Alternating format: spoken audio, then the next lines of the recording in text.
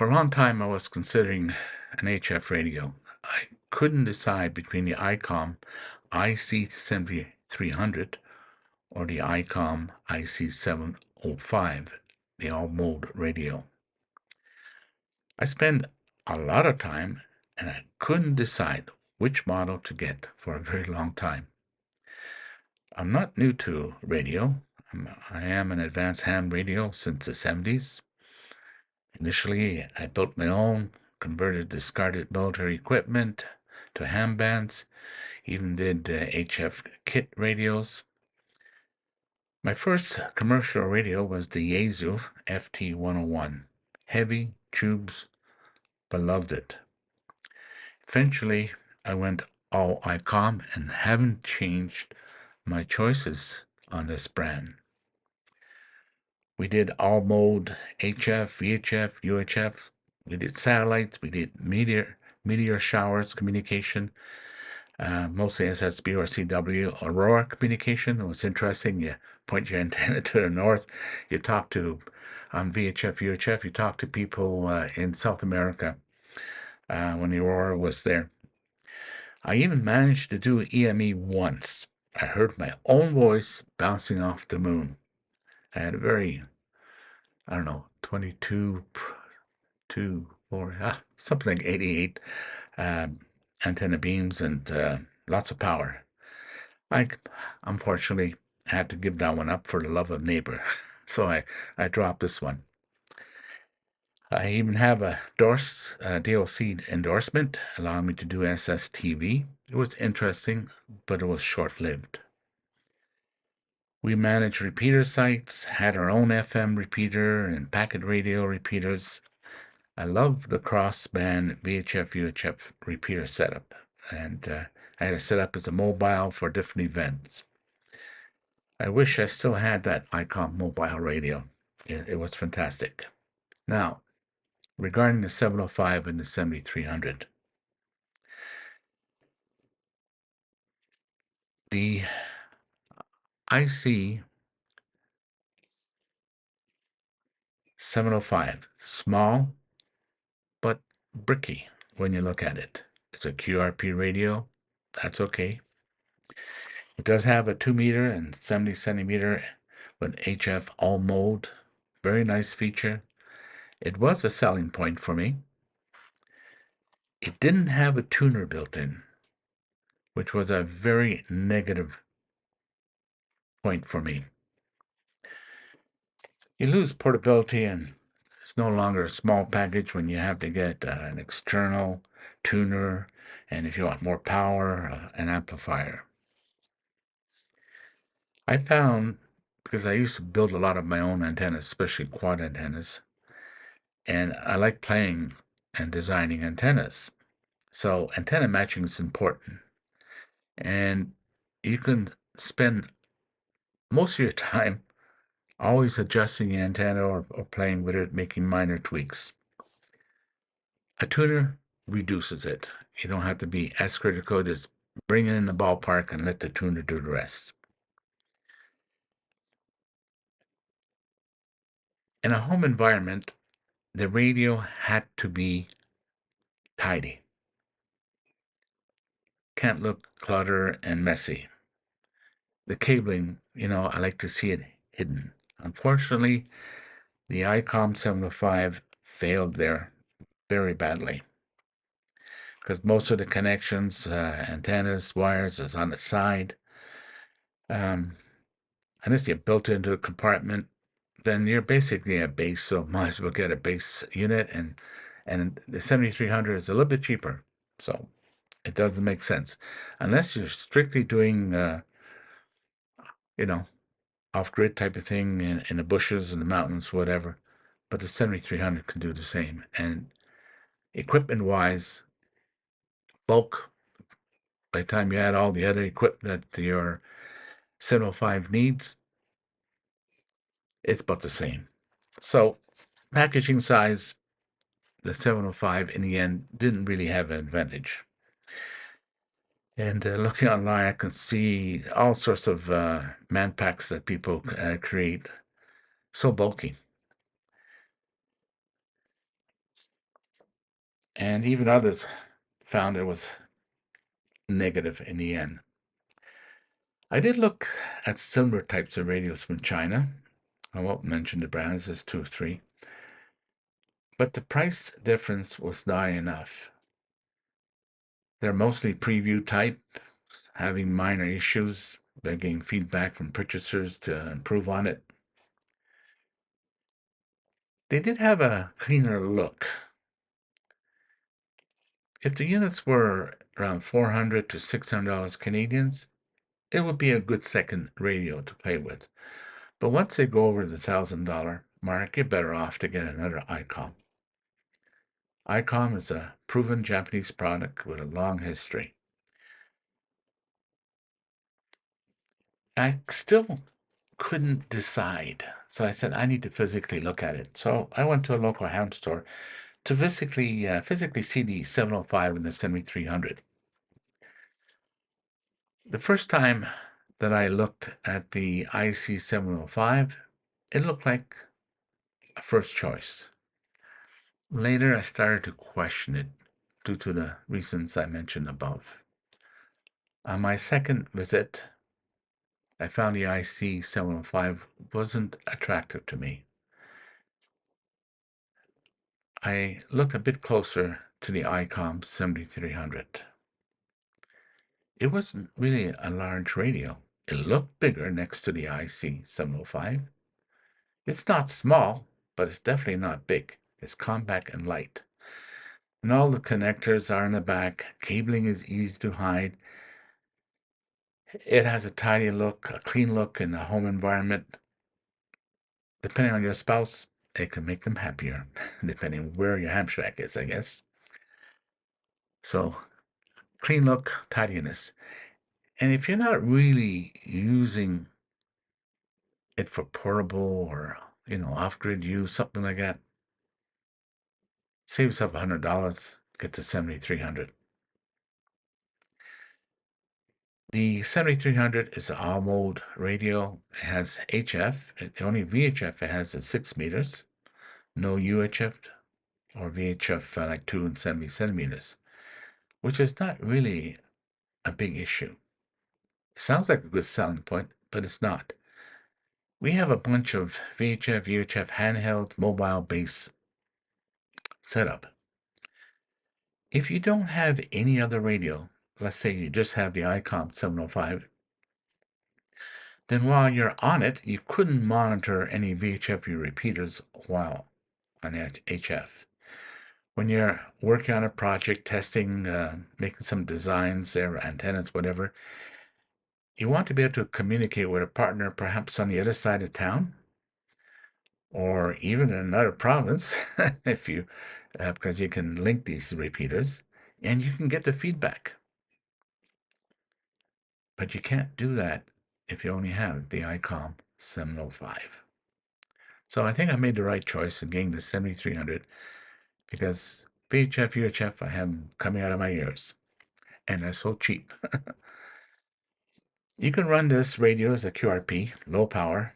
You can vary it from less than 1 watt to 100 watts. The screen functions, the knobs, they're much easier to access and make changes. The screen is bigger. I found what was useful too.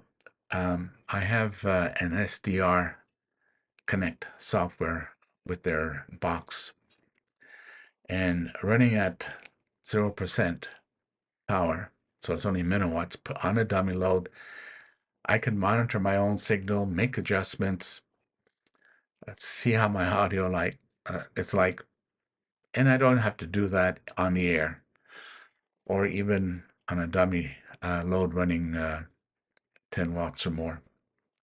So I'll show about this SDR unit a little bit later on. It's a handy tool for monitoring your equipment and shortwave listening. You could be working in one band and checking all the other bands at the same time.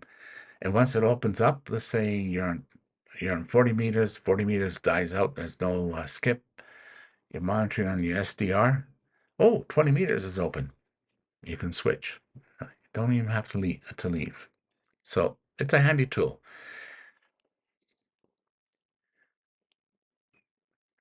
Now, the first thing that I had to do, of course, when I got the radio, is to do a firmware update. I did an update from version 1.4 to 1.41. My memory serves me right.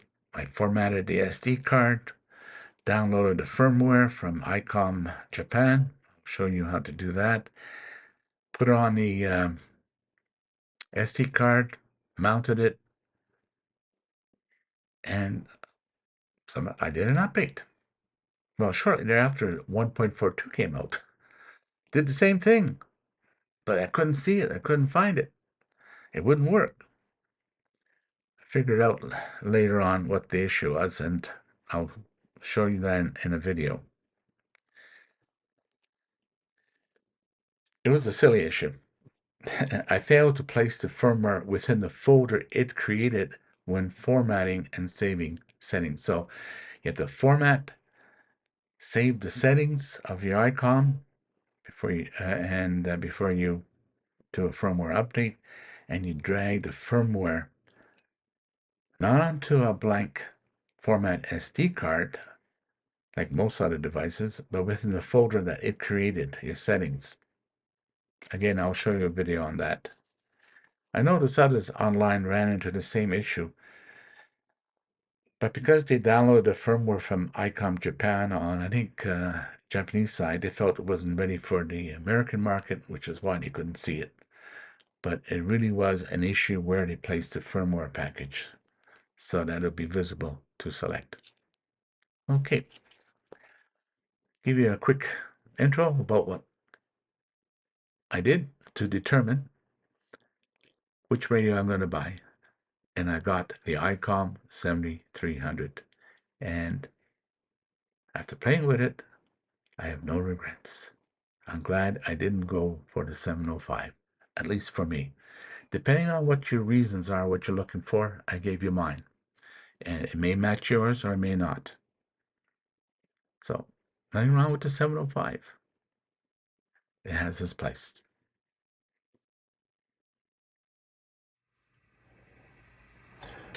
Okay, this is the ICOM 7300.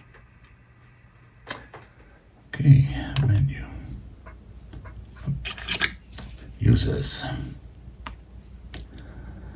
And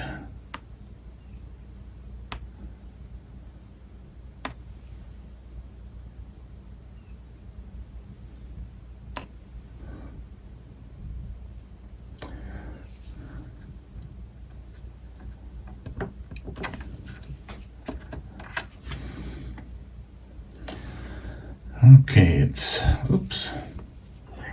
32 gig. Okay, ICOM Japan. Products, amateur radio.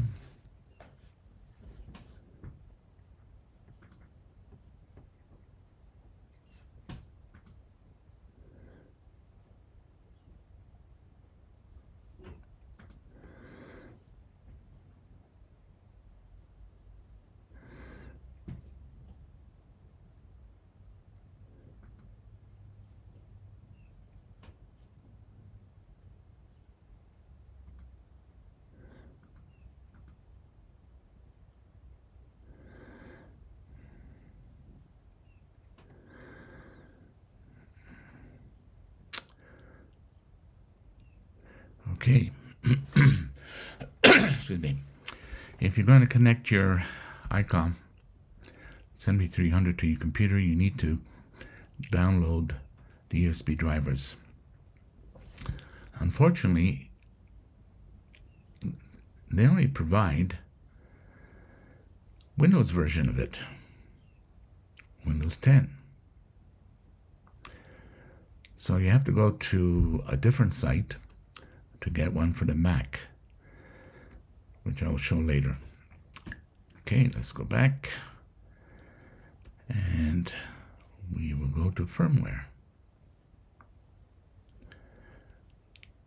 142.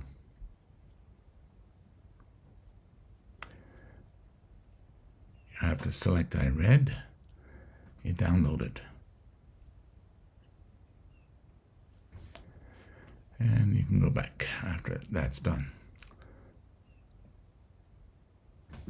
Okay, you have to go to Silicon Labs to get your macOS drivers. I don't know why they don't have the link on the ICOM site. So, where do you get it? Here's the link. Drivers.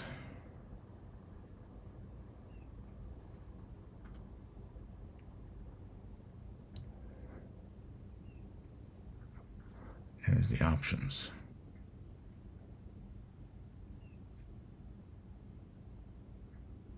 Okay.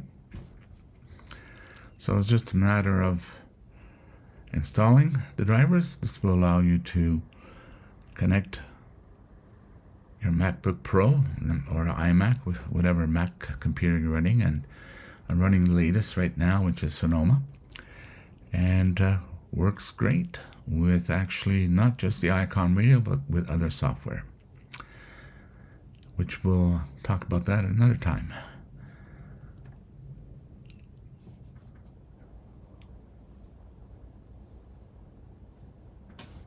Out.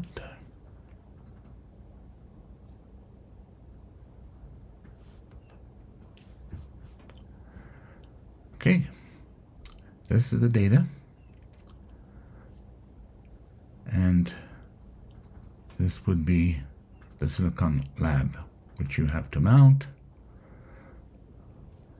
and install.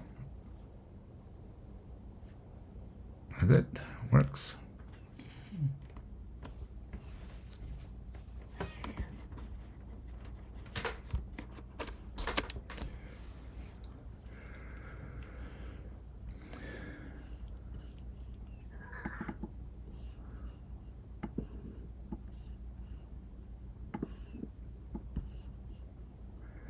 Okay, if you put it here, it will not work.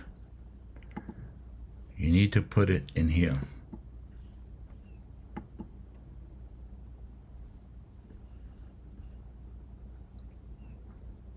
That's it.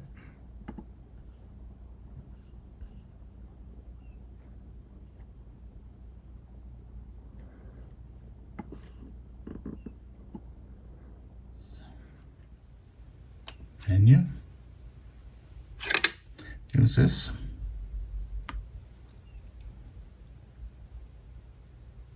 SD card. Amount, no card. Okay. Leave this.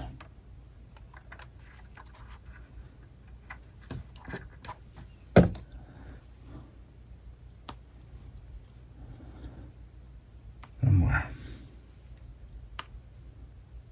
Do you agree? Yes. Okay, version 141 doesn't erase the settings and the memories. But let's make a backup copy anyways.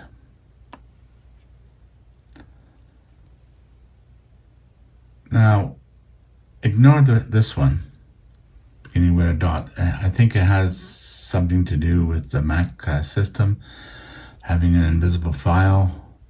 Maybe it's the keeping track of window size, stuff like that. I'm not sure. So you select this. It'll take about a minute. Never turn off, of course. Usual stuff. Do you want? Yes. Doesn't work. You have to hold it down.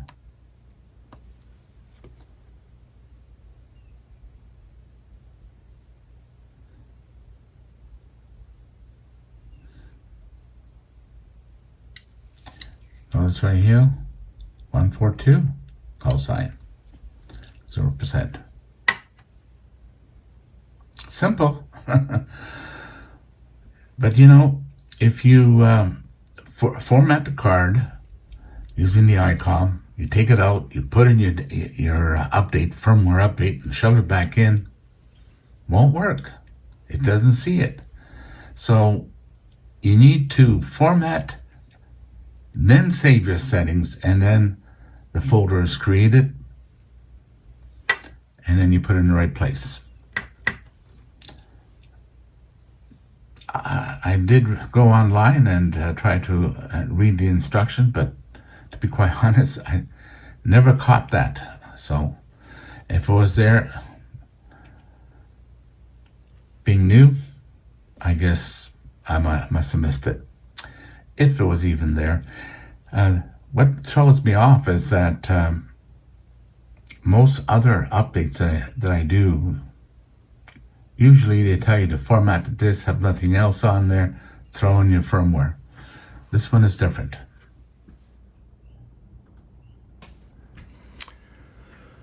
Okay, this is the HF IC 7300, the one I decided on.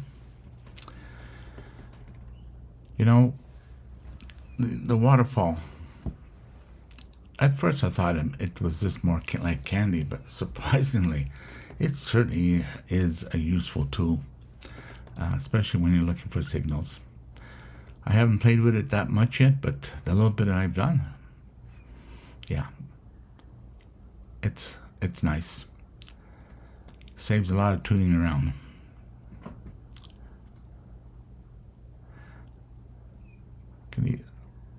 These are the different views.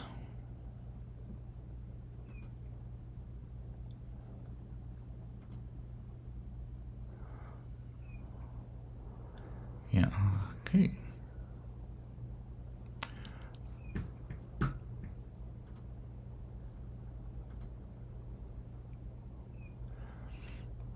Very compact. I know some people have opened these up to add more features, other bands, but I'm not into that.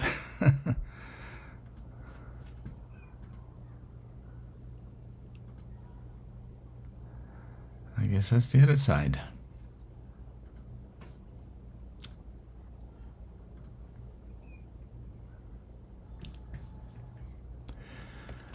It may look bulky on the screen here, but surprisingly it isn't. I don't know, it must be about 12 inches by 4 inches. Maybe I would say 14 inches deep.